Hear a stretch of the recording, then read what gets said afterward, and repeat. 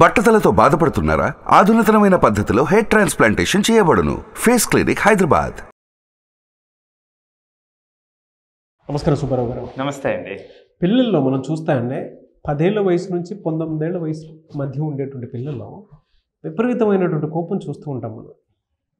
ఇంట్లో పేరెంట్స్గా చూసినప్పుడు ఏంటంటే పెరిగే కొద్ది ఇలా మారిపోతూ ఉన్నాడు, మనం కరెక్ట్గానే పెంచుతున్నాం కదా అని అనుకుంటూ ఉంటారు. ఇంకోటి ఏంటంటే విషయం అర్థం కాదు పేరెంట్స్కి. పిల్లలకి కోపం జనరల్గా ఏ కారణాల వల్ల ఎక్కువ వస్తూ ఉంటుంది, ఎందుకు అలా తయారైపోతూ ఉంటారు వయసు పెరిగిపోతుంది? సో కోపం మంచిదంటారా చెడ్డదంటారా? మంచిదే అండి. కొన్నిసార్లు మంచిదే అవుతుంది. సో ఒక్కసారి మనం ఆ వయసుకు వెళ్ళి చూసినప్పుడు కూడా ఆ కోపం యొక్క స్థాయి ఎట్లా ఉంది అనేది ఒక్కసారి సెల్ఫ్ రిఫ్లెక్ట్ చేసుకుంటే ఖచ్చితంగా అండి ఇది ఒక సహజమైన భావోద్వేగం. ప్రత్యేకించి మీరు చెప్పిన వయసులో 10 నుంచి 19 సంవత్సరాల మధ్యలో కొంచెం ఇంటెన్స్ ఎక్కువగా ఉంటుంది. ఏ జీవికైనా సరే ఆ కౌమార దశ ఏదైతే అంటామో ఆ దశలో ఆ ఇంటెన్సిటీ ఎక్కువ ఉంటుంది. సో మనం చాలామంది పేరెంట్స్తో మాట్లాడుతూ ఉంటాం, చాలామంది పిలుస్తూ ఉంటారు అక్కడ ఉన్నటువంటి పరిస్థితిని అర్థం చేసుకోవడం కోసం. నేను మీకు 2 ఎగ్జాంపుల్ చెప్తానండి. చెన్నైలో ఒక పేరెంట్ దగ్గరికి వెళ్ళాం. సో వాళ్ళు పిలవటంతో అక్కడికి వెళ్ళటంతో స్టూడెంటు గదిలో ఉన్నాడు. స్టూడెంట్ గదిలో ఉన్న స్టూడెంట్ని పేరెంట్స్ని పిలవలేకపోతున్నారు. ఎందుకు పిలవలేకపోతున్నారు అంటే అంతే, పిలవలేకపోతున్నారు. ఆ పిల్లవాడు మరి భోజనం ఎలా చేస్తున్నాడు అని అన్నప్పుడు జొమాటోలో ఆర్డర్ పెట్టుకుని వాడికి నచ్చింది ఆర్డర్ పెట్టుకుని తినేసి బయట పెడుతున్నాడు. ఇలాంటి పరిస్థితుల్లో కొన్ని హౌసెస్లో పరిస్థితి ఉందండి. సో మరి ఎందుకు వాళ్ళు ఏదైనా తెలియని వాళ్ళ అంటే చాలా వెల్ ఎడ్యుకేటెడ్ అండి. పిల్లవాడు 12th చదువుతున్నాడు, పిలిస్తే పలకడు, వీళ్ళు పిలవటానికి కూడా భయపడుతున్నారు. ఇలా 85% ఫ్యామిలీస్లో కొంచెం అబ్నార్మల్ కండిషన్స్ ఈ ఏజ్లో ఉన్నాయండి ప్రస్తుతం. చాలామంది పేరెంట్స్ మనం మాట్లాడుతున్నప్పుడు ఇది ఒక ఎక్స్ట్రీమ్ కేసు అయితే, మరొక కేసులో ఏమంటే ఒక పిల్లవాడు చాలా మంచి పిల్లవాడు, నాకు ముందు నుంచి తెలిసినటువంటి పిల్లవాడు, వాళ్ళ పేరెంట్స్ కూడా పిలవటం జరిగింది. సార్ మా వాడు ఈ మధ్య చాలా ఎక్కువ కోపడుతున్నాడు అని. ఏమిటని చూస్తే వాడు మన దగ్గర కోపం ప్రదర్శించాడు. పేరెంట్స్ అమ్మ దగ్గర, నాన్న దగ్గర, సిబ్లింగ్స్ దగ్గర చాలా ఎక్కువ ప్రవర్తిస్తూ ఉంటారు ఈ మంచి పిల్లలందరూ కూడా. ఏమిటి పరిస్థితి అంటే నిన్నటి వరకు బాగున్నవాడు ఇప్పుడే ఎందుకు వచ్చిందంటే ఇప్పుడు వాడికి ఛాలెంజింగ్ ఎగ్జామ్ ఉంది, జేఈ అడ్వాన్స్డ్ ఎగ్జామ్ ఉంది. సో దాంట్లో వాడి యొక్క యాస్పిరేషన్కి రియాలిటీకి ఉన్నటువంటి వ్యత్యాసం ఎక్కువగా ఉంది. సో న్యాచురల్గా వాడు కోపాన్ని ప్రదర్శిస్తున్నాడు. సో ఇలాగ కొంతమంది పిల్లలకి కొన్ని రకాల కారణాలు ఉంటాయి. మనం ఆ కారణాలను చూడాలండి. ఒక జనరల్గా ఒక మంచి ఎగ్జాంపుల్ చూద్దామండి. ఇక్కడ కోపానికి మూలం ఏమిటి? మొట్టమొదటిగా మన జనరల్ ఆస్పెక్ట్లో చూద్దామండి. సో కోపానికి మూలం ఏమిటి? అది ఎక్స్టర్నల్ నుంచి వచ్చిందా, ఇంటర్నల్ నుంచి వచ్చిందా? సో వేరే వాళ్ళ వల్ల మన కోపం వచ్చిందా ఆ సందర్భంలో, లేదా మనం ఏదైనా కొన్ని సందర్భాల్లో అనుకోనిది జరగటం వల్ల మనం వేరే రకంగా ఆలోచించడం వల్ల వచ్చిందా? మొట్టమొదటి పాయింట్. రెండోది, అప్పుడు దానికి డైరెక్షన్ డిసైడ్ అవుతుందండి. సో ఆ డైరెక్షను ఏమవుతుంది? నేను ఎందుకు వచ్చిందని నా తప్పుని నేను తెలుసుకునేటువంటి ప్రయత్నం ఒకటి ఉంటుంది. ఇదేమీ లేదు, వాడి వల్లే తప్పు అనేటువంటిది ఆ ప్రయత్నాన్ని తోసేసేటువంటి ప్రయత్నం ఒకటి ఉంటుంది. అంటే 2 రకాల డైరెక్షన్స్, ఒకటి ఇన్సైడ్ డైరెక్షను, రెండోది అవుట్ సైడ్ డైరెక్షను. ఎప్పుడైతే ఇది అయ్యిందో మీకు అప్పుడు రియాక్షన్ వస్తుంది. మరి ఆ రియాక్షన్ ఎట్లా ఉంటుంది? మనం ప్రతిఘటించాలా, వాడి మీద ప్రతీకారం తీర్చుకోవాలా? సో ఇది మొట్టమొదటిది. అంటే మూలం ఉంది, తర్వాత డైరెక్షన్ డిసైడ్ అవుతుంది. డైరెక్షన్ డిసైడ్ అయిన తర్వాత మీకు ఒక రియాక్షన్ వస్తుంది. ఆ రియాక్షన్లోనే వేరియేషన్స్ ఉంటాయండి. ఆ రియాక్షన్లో కొంతమందికి ఫిజికల్గా అగ్రెసివ్గా ఉంటారు, కొంతమంది వెర్బల్గా అగ్రెసివ్గా ఉంటారు. అంటే ఫిజికల్ అగ్రెషనా, వెర్బల్ అగ్రెషనా? అలాంటి సందర్భంలో దాని తీవ్రత కొంతమందిలో కంట్రోల్డ్గా ఉంటుంది, కొంతమంది అన్కంట్రోల్డ్గా ఉంటుంది. ఇక తర్వాత ఫైనల్గా ఆబ్జెక్టివ్ ఏంటంటే ఏదైనా జరిగినప్పుడు కొంతమంది ఫైనల్గా ఎలాంటి వాడైనా సరే ఫైనల్గా సెటిల్ అయ్యేటువంటిది లేదు, ఈ సందర్భాన్ని మనం జాగ్రత్తగా సెటిల్ చేసుకోవాలనుకునేవాడు ఒకడు. మరొక సందర్భంలో ఏమవుతుంది, లేదు ఏదేమైనా సరే వాడిని పనిష్ చేయాల్సిందే అనేటువంటిది ఒకటి.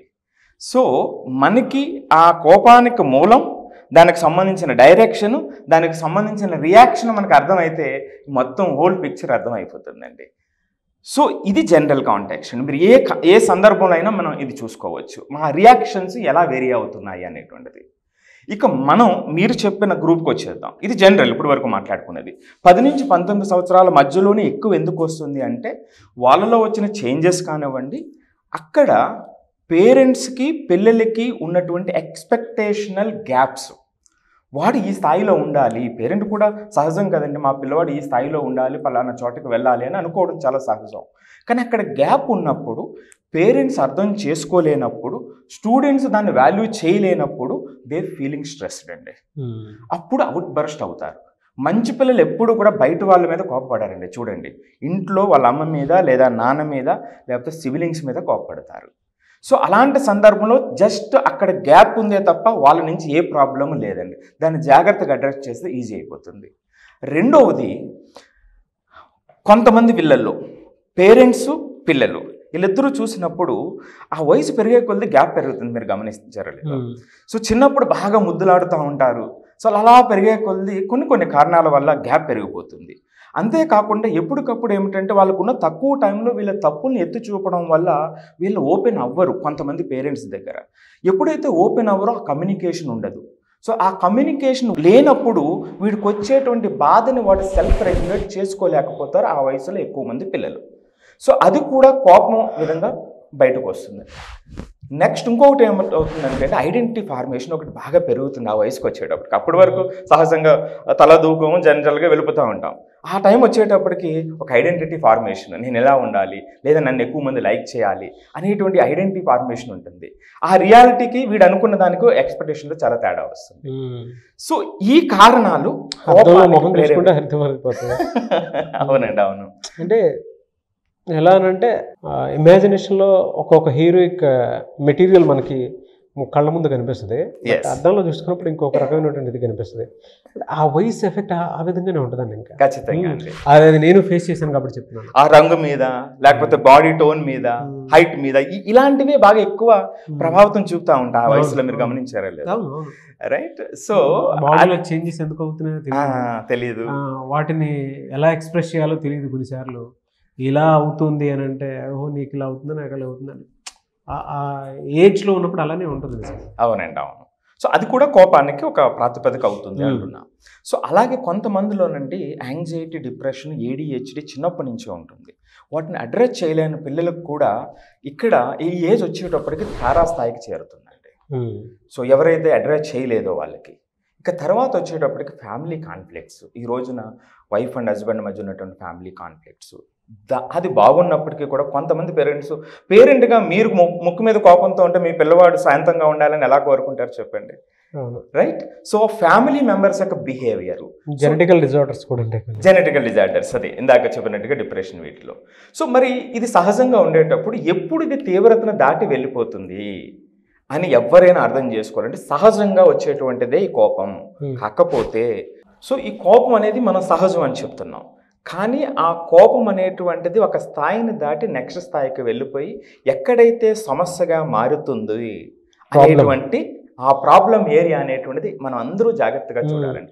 ఎప్పుడు సమస్యగా మారుతుంది, ఎప్పుడు సమస్యగా మారుతుంది పేరెంట్స్, టీచర్స్ కూడా చాలా జాగ్రత్తగా అబ్జర్వ్ చేయవలసినటువంటిదండి. ఎప్పుడైతే ఆ యొక్క కోపం ప్రదర్శించినప్పుడు ఫిజికల్ అగ్రెషన్లోకి వెళ్ళిపోతుందో, సో వాడు వేరే వాళ్ళ మీద కోపపడతాం, కొట్టేటువంటి పరిస్థితి వస్తుంది, లేదా వాడే కొట్టుకునేటువంటి పరిస్థితి వస్తుంది.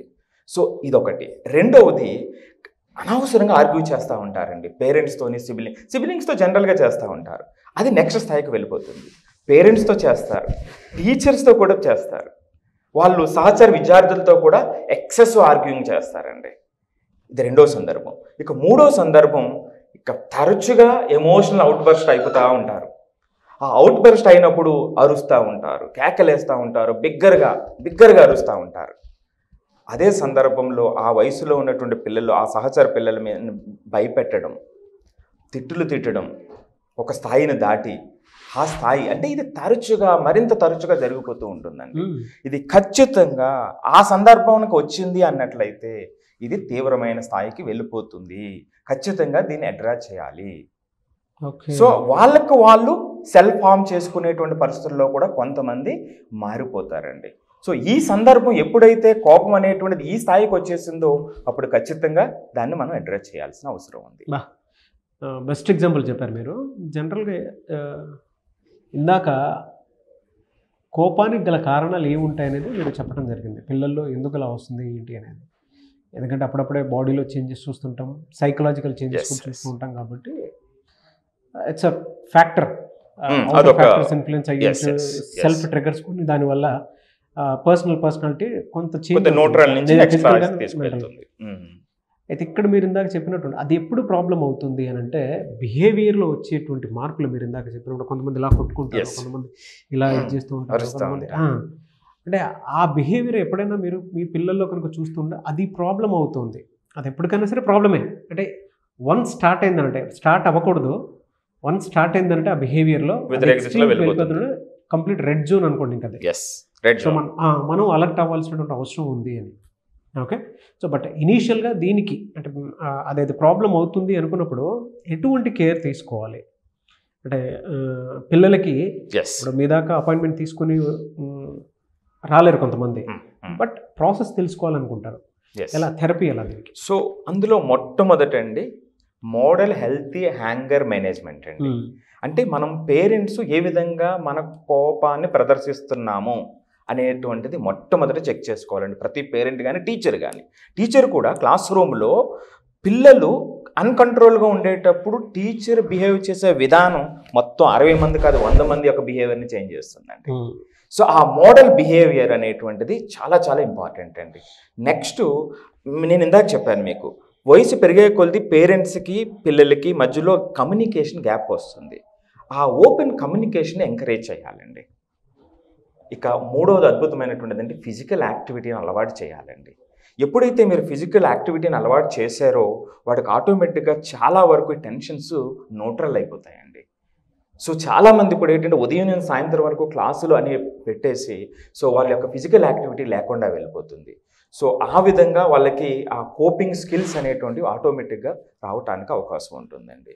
సో ఇక మరింత ముదిరి పాకాన పడితే మరి అన్కంట్రోల్ అయిపోతే మాత్రం ఆ ప్రొఫెషనల్ హెల్ప్ అనేటువంటిది చాలా చాలా ఇంపార్టెంట్. అంటే మీ ఇలాంటి వాళ్ళ హెల్ప్ తీసుకోవాలి. ఖచ్చితంగా అండి. సో వీడియో చూస్తూ ఉంటారు కదా చాలామంది, ఒకవేళ మీ పిల్లల కోపాన్ని మీరు కంట్రోల్లో తెచ్చుకోలేని పరిస్థితిలో ఉన్నప్పుడు దాన్ని ఏ ఆస్పెక్ట్లో కంట్రోల్ చేయడానికి అవకాశం ఉంటుంది అనేది మీరు అపాయింట్మెంట్ తీసుకొని సుబ్బారావు గారిది ఒక్కొక్క కౌన్సిలింగ్ సెషన్ కనుక తీసుకుంటే డెఫినెట్గా దాని మీద క్లారిటీ వస్తుంది. బయట ప్రొఫెషనల్స్ మీరు ఎలా వెతికి పట్టుకోవాలనే దాని మీద అవగాహన ఉండదు. కాబట్టి స్క్రీన్ మీద మీకు కాంటాక్ట్ నెంబర్ కనిపిస్తుంది సుబ్బారావు గారి, దానికి మీరు కాల్ ఆర్ మెసేజ్ వాట్సాప్ చేసి వెంటనే అపాయింట్మెంట్ బుక్ చేసుకోండి. అండ్ దాంతోపాటు కెరీర్ గైడెన్స్కి సంబంధించి అంటే ఇంటర్ తర్వాత 10th తర్వాత ఏం చేస్తే పిల్లలు బాగుంటుంది అనుకున్నటువంటి వాళ్ళు, ఇప్పుడు ఎలాగో సమ్మర్ వచ్చేసింది, ఐఐటి జేఈకి సంబంధించిన కోచింగ్ కూడా ఇస్తూ ఉంటారు సుబ్బారావు గారు.